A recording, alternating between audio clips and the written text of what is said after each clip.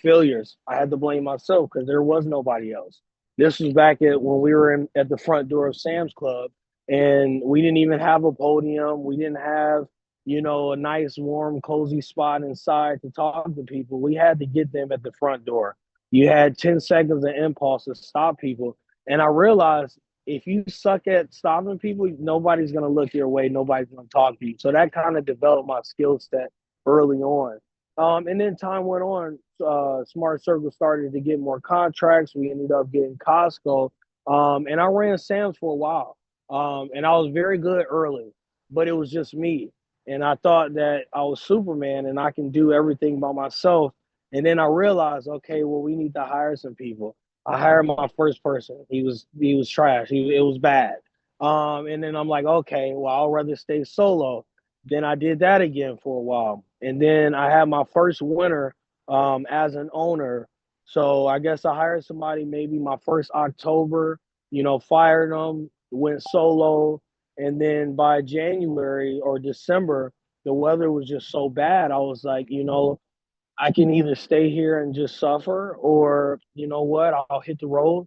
Decided to go to South Carolina for 3 months by myself. And my one goal was to not only save up enough money to hire, but to go down there and hire somebody so that they can start when I come back. I went down there 3 months. I was in the same Airbnb. It cost me, I believe, I want to say it was about $6,200. I didn't have $6,200 when I left. All I had in my account was $1,200, my last $1,200. And I was like, there's no room for failure. I can't go down here and go broke, or else I won't even have a way back home. So I decided to put all my eggs in one basket and just commit to it. Whatever I got to get better at, I got to do it while I'm in South Carolina. I got to hire somebody because I don't want to come back, and be by myself. I ended up hiring somebody a month later to start back in Cleveland. I went down there with 1,200 in my account. I came back with $15,000 in 3 months, and that's when at that time I was like, man, this is a lot of money. To go from being broke to have enough money in your account where you can actually start to do things, hire people, just pay for different things. So I was excited about that. Started out, my team. The person that I hired, I kept on my van until he became an owner. That was my first outside deal. And then I seen that his habits were not of an entrepreneur. He had habits of an employee. And I forced him to become an owner because I thought, hey, if you keep growing, you keep learning, eventually you can get there.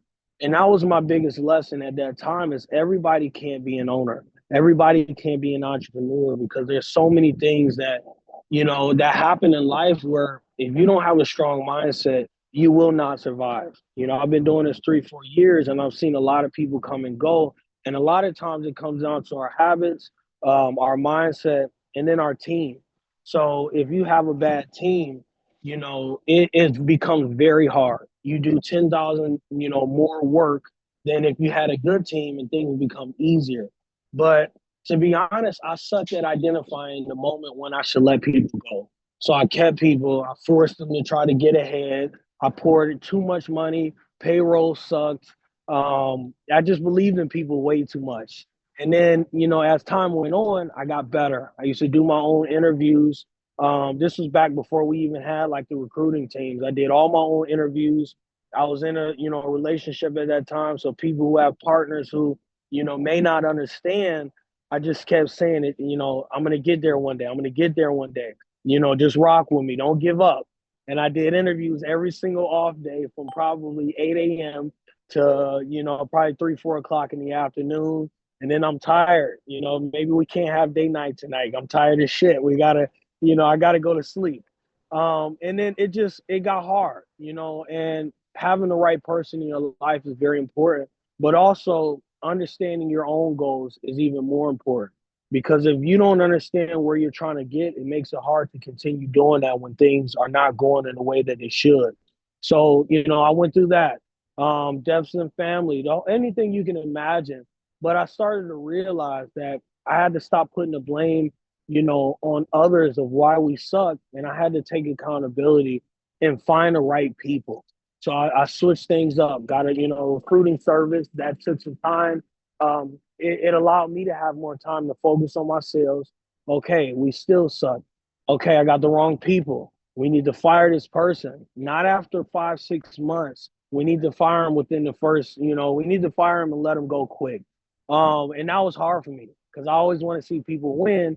But I'm like, my bank account sucks right now because I'm holding on to people who don't want to be here. So I think that was a big lesson for me is to, identify how can I develop people faster. All right. And it takes a lot of hard work to get a team of 6, 7 people to follow your lead if you have a poor mindset. That was always my superpower. My mindset is always there, but my ability to let go of the wrong people was not. So then I was losing people because I had the wrong people. So that was just, a big learning lesson for me. And, I've had so many crews. I had to fire whole teams. I came to work one time and there was nobody else there.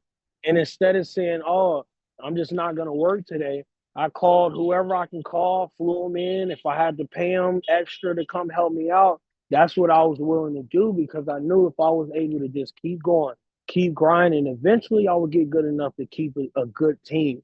And that's what really helped me. Reading a lot of books also helped me. Not staying up on Instagram all night and actually, learning from something, taking those 15, 30 minutes to actually develop my mindset. It just helped out. Becoming an owner is not easy because things are not going to always go great. And a lot of people think that as soon as they get a van, you immediately get $100,000 check. That's not how it is. You have to actually be able to produce. You have to be able to be the first one in the field. You have to stay up, sometimes all night. You have to have critical conversations that you may not want to have. But eventually, when you get to the point where it becomes habit and you have more structure in your business, you're able to grow at a faster rate, which is why we see so many people grow now, faster than when we first started. A lot of distractions can play a big part. Going to sleep on time can play a big part, and just taking care of your body. And those are things that I really focused on over these last few years. It's just becoming a better version of myself. So attracting the right people, it starts with us. In our mindset. I'm in a market where it's today. I think the high was maybe 20 degrees. This is one of the warmest days that we've had in a while. And we used to go on this road trip. I just got off a road trip at a store that Brandy knows this and George knows this. They might laugh, but I wanted to take it off my schedule. I kept saying, this store sucks. Like it does suck in a way, but it depends on how you look at it. I got a whole new crew, and this was our first time back in 6 months, and we did about $20,000 last week. And then we haven't done that probably in a year. And I remember talking to George on Monday. It was just like he was like, "Man, what happened? How did you overcome Canton?" And I said, "Well, I went out there with the mindset that no matter what happens, I can't fail. I can't go out there and go from a $26,000 week 2 weeks ago, and now I'm at 11K. I was like, we gotta just. I didn't even tell my team anything about the store. I said we got to stick to the systems. We got to do the same exact thing that we do at any other store, but it will be harder. It's lower foot traffic. So that means you have to close people at a higher rate, and we have to spend more time just working harder versus just making up excuses. We went out there. My whole team was just 3-man crew. We did the best that we've done at that store in a very long time. So the reason why I bring that up is because we're going to have stores that are not our 30K stores, 20K stores. It's not always going to be the best store, but it depends on what our mindset is. If you go with the intentions on not failing, failure is not an option. And when your bank account is low, you don't have room to fail. Welcome in, sir. Making car keys, key fobs. Um, but yeah, so it's all about mindset, and it's always about talking to the right people because people can say something and it just can nag you out. And now you're thinking, okay, well, it's okay for us to not do good. You got to surround yourself with the right crew, the right people, and just constantly just think positive. Larry shouted me out the other day from thinking positive because I've been through so many things in my life where, it's so easy to be negative. But if you let that, negativity creep in, you're going to go to sleep negative. You're going to wake up negative, and your whole life is going to suck. So I choose to just always be positive no matter what's going on. And I learned that it could be bad for a week, but eventually you can have a good month. It could be bad tomorrow, but maybe Saturday might be even better. And it's all about momentum. It's all about just riding the wave. Even if you're not here, Or maybe you're here and you want to be here, but you got to climb up. You can't always shoot straight to the top. So focus on where you are. How can you get better? And how can you get, develop in order to get there? Larissa wasn't always where she is. I hear about the stories of, how the business used to be selling broken makeup. If you can turn this business from selling broken makeup to selling key fobs in a Costco, I'm sure they would have made a lot more money back in the day, but it takes time.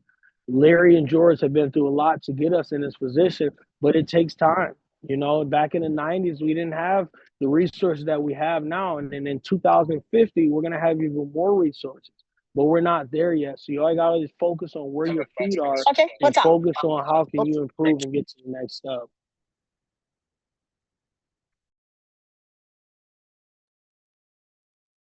Awesome. Yeah. And then couple things like I think at the beginning you mentioned that about skill set. I think it's important to uh, kind of hone in on systems and understand what make how to maximize and make yourself successful even in the slow stores. And one thing Brendan mentioned is systems. And then I'm here in Vancouver, Canada, and just realizing why sometimes people complain about foot traffic, or not specifically, I'm saying that it, it's a Vancouver crew that's doing that, but it's just being with them, working with them on specific parts of the system made me realize why people suck at things and complain about traffic, complain about that the store sucks and all those things, and it's just people are not focused on good quality skill set. They just think that eventually they're kind of guaranteed sales, right?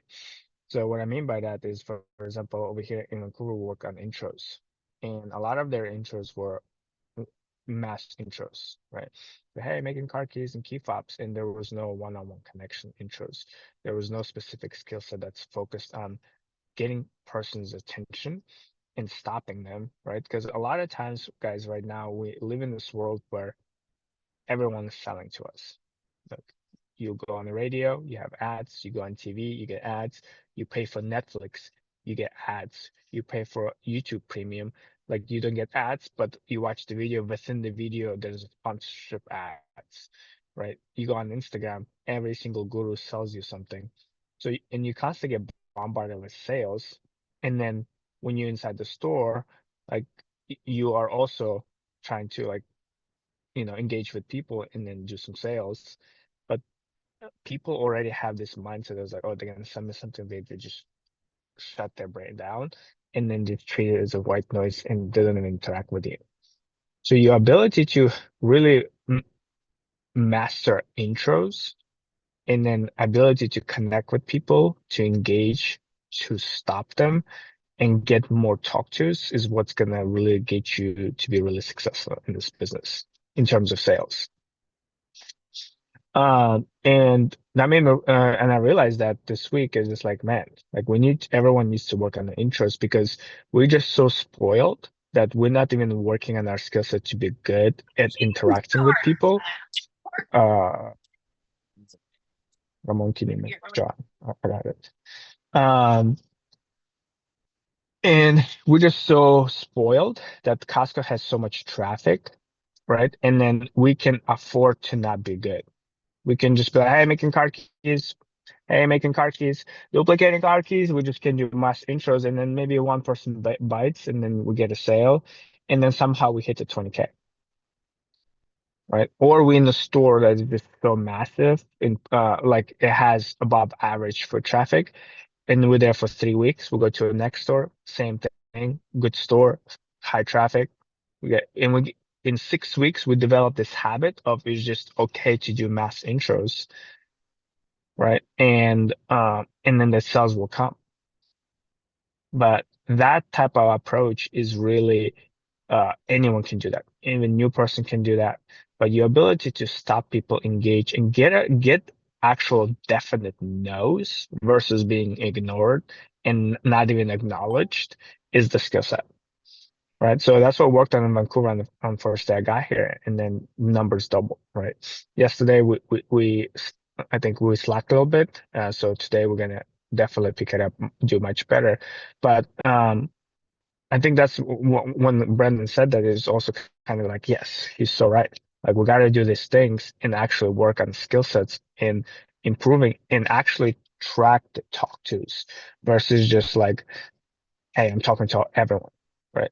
You can talk to everyone, but if people are ignoring you and not even like say like understanding what you're offering them, then you're not being effective with the intros. So you gotta like figure out, hey, how many talk tos I actually get? Like actual people stopping and they're like, oh, I already have two keys. Thank you so much. Right. I was like, no, I'm good. I have my keys. Right. Versus like just doing massive intro. They'd be like, oh, no, thank you. And then they don't even know what you're selling. Right. And then they're shutting themselves down, or they see you from far away and you look like a shark. And then it's like, oh, he's selling something or she's selling something. Like, and they already prepared the answer. Oh, no, thank you. Right. Before you even say something. Right. It just makes you look that. So everyone kind of reflect on that and just really realize, are you just doing the job, what you're supposed to, or you actually purposely doing things to create results? Right. Because if you're there just to do the job and just say, hey, making car keys, and whoever approaches, you tell them, right? Or you just there waiting for people to just approach the podium or approach the van, then you being a person that's easy to replace. Right. The people who's going to stick around and do well is people who actually are good at their skill set, because that skill set translates into the ownership, because now you have to not only sell the keys, but you also sell the opportunity to get people excited about the idea and developing them. Like sales skill is such an important skill that helps you further in the career. So that's just something I realized being here. But I also want to acknowledge how the Brandon Parks mindset of just like, hey, accountability, it's my fault. Like I want like the reason why things are not going well, not because of the external forces. Like I need to get better, and that's kind of mentality that I had too, to invest in the program to really push myself to become better. Even nowadays, even today, like I'm like freaking anxious. Like I'm feeling stressed. Like what else can I do? How can I improve the program? What else can I do? How can we increase our numbers? What certain things we got to do? And like it constantly pushes me to improve and force me to do that. I'm not blaming this like, oh, entire country is snowed, so that's the reason why we suck. Like I never say that. I just say like, what can we do? What else can we do? How can we provide more value? What certain things we do? How can we persevere? What mindset do we need to have to approaching this? And versus like complaining, like, well, my winter, well, you're in Seattle, you don't feel that. Like you could be right, but that's doesn't help you. It doesn't help me. So you got to change your perspective and be accountable. And Brandon Park's been in that market for so long, and even though with those numbers, he's still hitting it. With those conditions, he's still hitting the concept. His numbers. He's profiting $2,000 every single week, right? And on top of that, I think another thing he mentioned that I really like, if you're constantly thinking negative, you go and sleep negative, you waking up negative, you go into the store negative, and then you just in that negative mindset and you just looking for things that are negative, just like with the red car, right? Or you trying to buy a new car for yourself and you start seeing them on the road more often because it's in forefront of your brain and you constantly see that car all the time. And same thing with the negatives. Like if you're constantly in that mindset, you're gonna find things that are bad. But if you're positive, you can find things that are positive. It's like, wow, I'm actually glad it happened to me, right? And like you guys heard Brenda Park saying, like, hey, like I'm glad that like I learned from this that made somebody push somebody to ownership, even though they didn't have the habit. They just thought that they're gonna make it through. But I'm glad it happened to me because I learned things from this and able to like really then improve my skill set, because all of these things can help me to really um become successful. And some owner could say like, my market sucks. Nobody wants to move out of here. Nobody wants to be an owner here, right? Nobody wants to hire. Nobody wants to like do whatever, or like, oh, people suck here. Like people can find negatives. You can find negative in the situations, right? In any situation. And that's the difference maker. And I think that's why Brandon Parks is doing so well, because for a long time, he's just been positive, working on his skill sets, improving himself, and just momentum is just building and building and building right now for Brandon Parks. I'm excited. Anyone have any questions for Brandon? And two quick things before the questions. Yeah, Always remember this when it comes to sales. Friends buy from friends. Strangers don't buy from strangers. So you have to make sure you're able to build enough relationship with people that they're comfortable buying from you. They can buy a car key from the dealership. They can buy it from a locksmith, maybe the same price. Give them a reason to buy from you. I think that's a big one that we try to be very dry with people instead of saying, hey, how are you actually doing? And a lot of times if I get an older crowd or, I try to just find out. I don't even grab an iPad. I just talk to them, and then they're like, well, what do you guys do? And then I might let them know after, depending on the person. Read the room. Everybody's not always in a rush to buy and spend money just because we're there. You got to give them a reason in order to even listen to you. So just focus on that, and then the last thing is, you know, LeBron, and I'm a LeBron fan. Y'all might disagree, whatever. But LeBron spent years in Cleveland with the Cavs, and he did everything he could. He went to the finals every year. And the moment he left and went to another team, he started to win. You got to look at your business like that as having the right people around you because it makes a huge difference. So just make sure you focus on finding the right team and the right people and in order to win. awesome. Anyone have any questions or comments?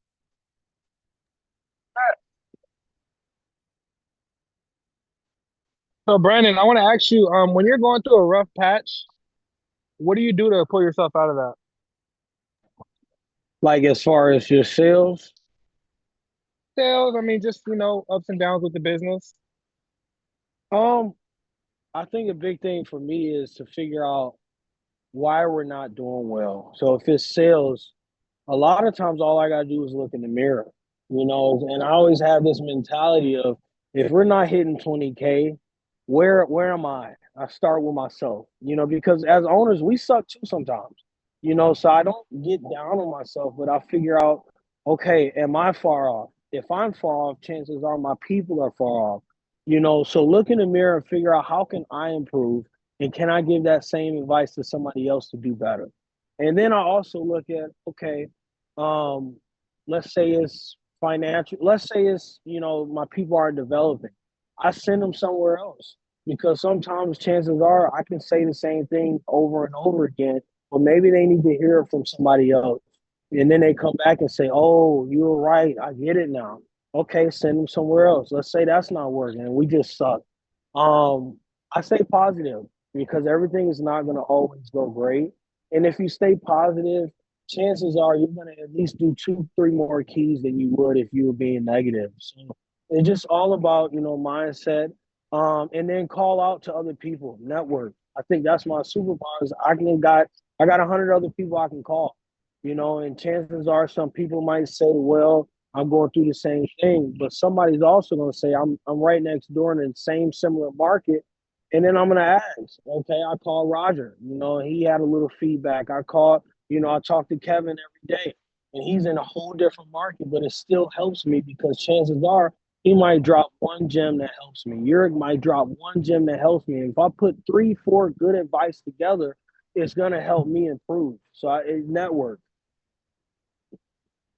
and get out your feelings. That's a big one. And chances are when we suck, we are in our feelings. And if you spend time in your feelings too long, you're not gonna make any money at all. And I don't want to not make money. So I always try to stay positive. True. X.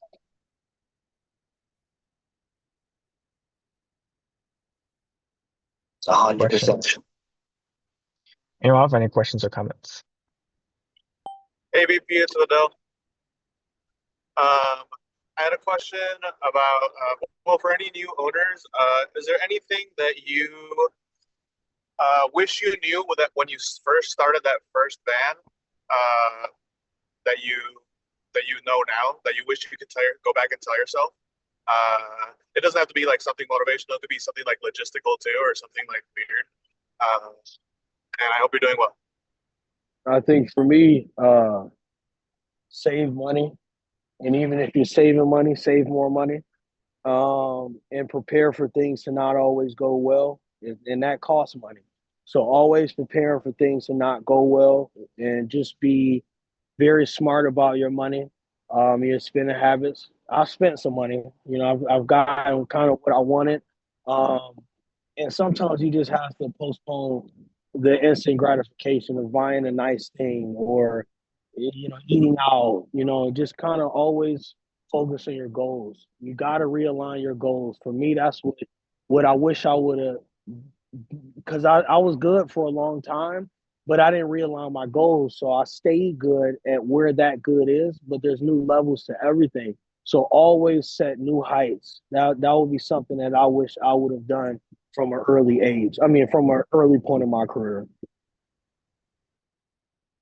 Setting always new heights. That's such a good thing.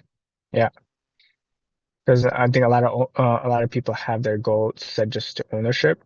Once they get ownership, some people don't have no more juice after that, and then that's the reason why they fail, right? Or they have some certain other goals, like, and you have to kind of keep creating a new height, create new heights. Like for example, for myself too, like we got national consultant, and then up into national consultant, there's clear criteria what to focus on, and I finished that, and then I was like, so yeah, and then now I just like it felt like I lost purpose because there's nothing else for me to like kind of like specifically to track on that to hit. And I had to set my new heights and set goals and make about the program and make about other people and their achievements and things like that.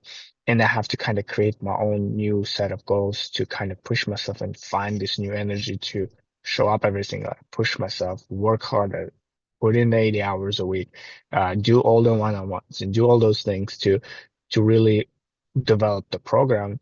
And if you never spend time reevaluating your goals and adjusting because it's always changed, especially like if you hit one goal, it's it's that's when people fail, right? And there was a great podcast in recommend watching. It's with Alex Hermosi and Tony Robbins, and this is where they really talk about like Tony Robbins says like, hey, I have everything. I own 4 different sporting clubs. I donated so much, like billions of food to people in need. I have this, I have that, and I have everything people always wanted. So what do I do to constantly persevere and stay happy and push myself? So really good podcast to watch and gives good perspective about life and what you need to do. That's a really good advice.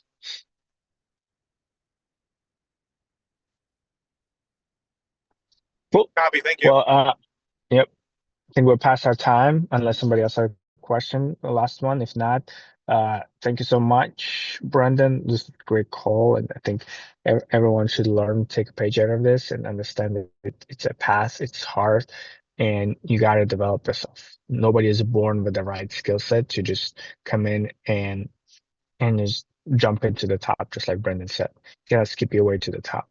You have to work through it, and there's certain skills that you lack will show in running, being a leader in charge of people. And if you're not getting good at it, you're not holding yourself accountable, you're not looking at yourself in the mirror and talking to yourself first and say, hey, what am I doing wrong?